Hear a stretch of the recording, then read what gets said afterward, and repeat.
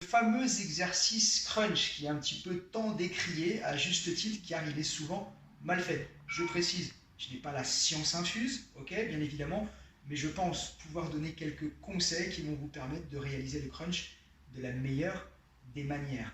Alors la première des choses, donc avoir les mains aux oreilles, l'erreur la plus fréquente, c'est de trop relever ici et de fermer les coudes.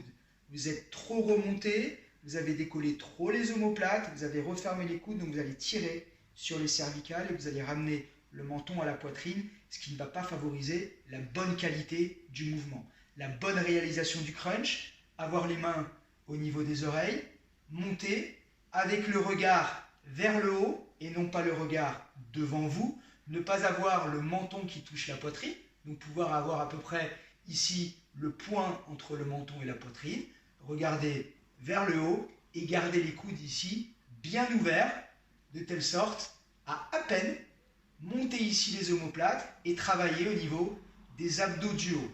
Alors, à juste titre, vous allez souvent entendre les kinés recommander de ne pas faire de crunch pour les femmes, notamment les femmes qui ont accouché il n'y a pas très longtemps, à cause du périnée, car effectivement, lorsque vous effectuez un crunch, vous avez les abdos du haut, pour schématiser très très rapidement, qui vont pousser les abdos du bas et donc qui vont pousser le périnée, qui n'est pas encore suffisamment musclé. Donc il est vrai que les crunchs sont plutôt à éviter pour les femmes qui sortent d'un accouchement de quelques mois. Cependant, si vous montez vraiment légèrement en regardant vers le haut, vous allez avoir une poussée vers le haut et non plus vers l'avant. Et là, vous allez minimiser l'impact sur le périnée.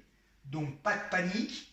Si un crunch est bien fait, tranquillement, vous n'avez aucune raison de mettre en difficulté votre périnée, sauf si vous venez vraiment, il y a quelques semaines ou 1 ou 2 mois, d'accoucher. Dernière chose, vous allez sûrement avoir la nuque qui va vous faire mal, qui va vous tirer. À ce moment-là, très simple, vous prenez vos mains d'ici et vous en faites un petit coussin.